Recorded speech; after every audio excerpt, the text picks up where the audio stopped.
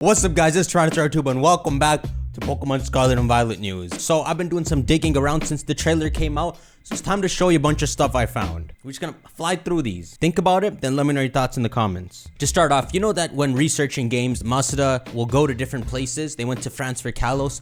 They went to Portugal. Now this was during Sun and Moon's hype season where they did a little press conference at Comic-Con Portugal. This was also in December, so Sun and Moon was already out by this point. You know, fresh minds. Portugal is part of the Iberian Peninsula that we think the region could be based off. Look at this happy man. And when Masuda was there, he said that the rooster from Barcelos could make an interesting Pokemon. Maybe I'm saying the name, Barcelos. Barcelos. Now what he's holding is the rooster of Barcelos, but it comes with the story.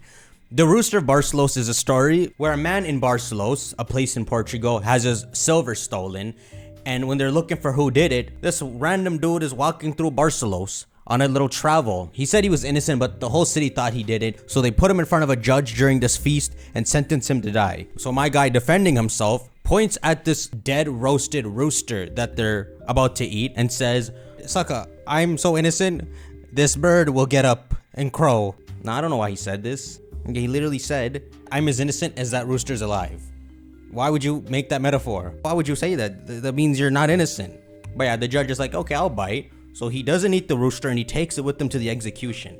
And when the man's about to get hanged, the rooster gets up and crows. And then when they go to check up on the man, miraculously the rope is snapped and he survived. He's exonerated and sent off. Aren't you glad I told you that story? That's the rooster Masuda's holding in his hand. The rooster that came back to life. So Masuda said this rooster could make an interesting Pokemon. So the rooster would be a burnt turkey. Fire type? I don't know. But it rose from the dead, so it'd be a ghost type. That could be a Pokemon we see in the games.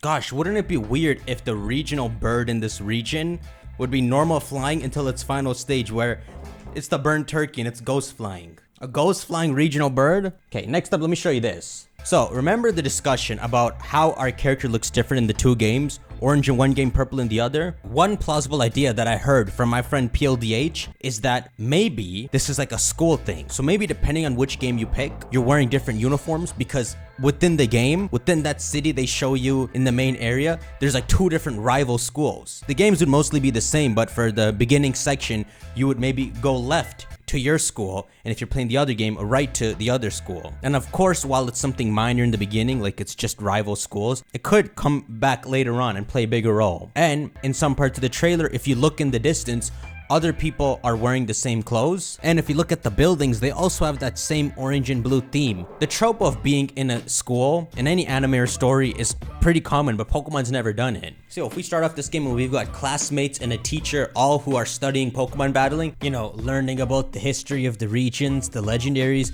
this would be pretty cool. A school setting is always fun. Both schools could have a mascot, which would be some sort of Gen 9 Pokemon each, and it just goes from there. Okay, this is a screenshot I showed in the last video, and it shows Hisuian Zoroark in the game. This is from the Japanese website, and some people were saying the Hisuian Pokemon aren't extinct after all. But yeah, I'm pretty sure these Pokemon don't exist in the Spain region. You're possibly going to be able to transfer all the new Hisuian Pokemon from Legends. Finally, we'll be able to use Zoroark, Arcanine, the new Leavanny, maybe even Origin Dialga and Palkia in this new game. In a turn-based game. Finally, can you imagine Wi-Fi battles in this game? Next up, the map of the region. So we both know what the Iberian Peninsula looks like. It's mostly this kind of square. This is an idea of what the region could look like. Now, this was originally posted on 4chan as a leak.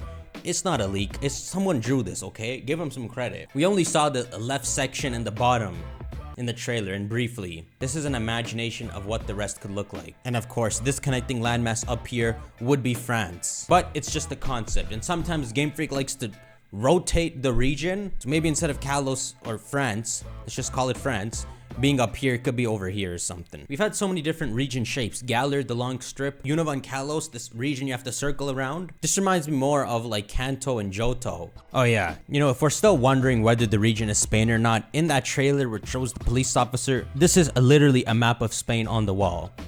Okay, so some hints to Spain, right? Another part of the trailer shows these windmills. There's a Spanish story of Don Quixote, who a long time ago is this man on a horse, and he sees these windmills and tries to fight them because he thinks they're giants. Even when his boy tells him, dude, those are just windmills, he's taking swings at it. He's trying to beat this windmill up. In fact, he thinks that the giants disguise themselves as windmills. And then when you turn your head, they're gonna turn back into giants and start creeping on you. So, since that's a famous story, this could be a reference to that too.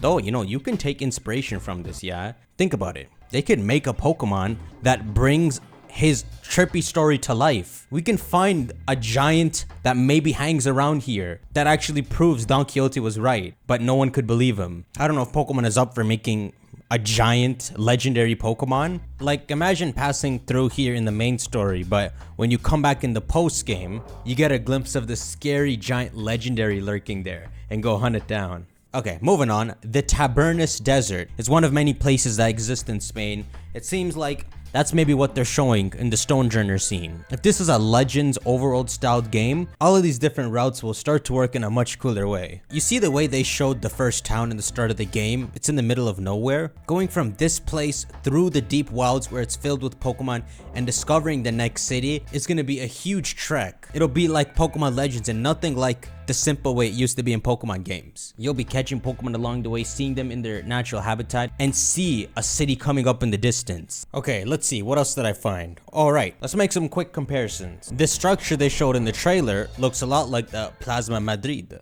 Facts. And then this Pokeball Cathedral building they showed in the trailer looks like the Sagrada Familia. And even in our house, this painting of the dancing lady is the Sevillana dancer. This is the mark of Spain. Apparently when you're born there, you are born in this pose. Every Spanish person put in hot water will revert to this. It's just a very beautiful folk Spanish dance, okay? And this guitarist here, his name's Benjo. Anytime the Spanish get together and want to do this dance, he's gonna pop up with his guitar. Okay, enough of that. Another thing that we've talked about already is the font difference between the two titles. According to A218, they think these colors could be a reference to the second Spanish Republic flag. Purple from Castilla y León and red for Aragon. I don't know what any of this means. There's yellow in the middle. Okay, Pokemon Amber is the third version. Get ready for the Amber content. The Amber Alert. Okay, we end this off with one more thing, yeah? Everybody wants a gimmick. As good as a gimmick is, all we really need is a good story in game. The gimmick can just be the icing on top. It doesn't have to be the main focus of the game. But of course, people want to talk about gimmicks. Let's talk about gimmicks. While I live streamed this announcement, a lot of you guys in the chat were saying stuff like Armored Evolution. One theory I saw for what the gimmick of this game could be has to do with what they show in the plaza of the trailer. There's this star with all the typings on it. It's got grass, water, fire, steel, fairy, normal, dragon, rock, ghost. And so people are thinking that typings could play an important role in the gimmick of this region. One idea I heard is something kind of like Z moves. Something that alters an existing move you have. So let's say, like in Alola, there are 18 spiky gems you can find in this region, each of every typing. And when you have your Pokemon hold it, you push the button and use a move, and the move turns into a dual type move. So you give someone the water crap and use overheat, and now it's a fire water move. I know, it's freaking complicated, but there are some crazy theories out there. This is the only one that kind of makes a bit of sense. But yeah, moves like Flying Press do exist. I mean, it sounds okay for a second, but it sounds weird the more you think about it. I mean, if they could make it organized in some way, maybe, but I think it still seems too complicated. Well, the other idea is that you see the rainbow and people instantly think Mega Evolution again. This region is beside Kalos, okay?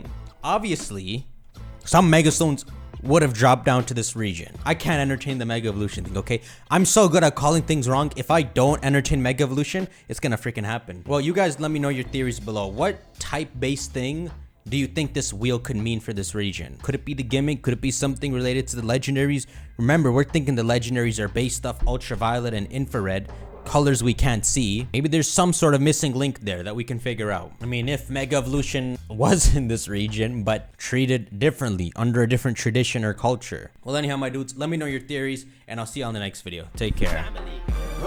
This the sound of my alchemy, the greatest success for all those who fell for me.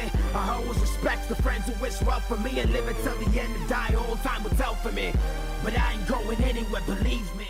Oh yeah, okay, so a less plausible conclusion I saw drawn was that the symbol on the logos is the spiky thing, and the thing on the floor is also a spiky thing. So maybe the symbol is connected to all the 18 types. That's a pretty good theory.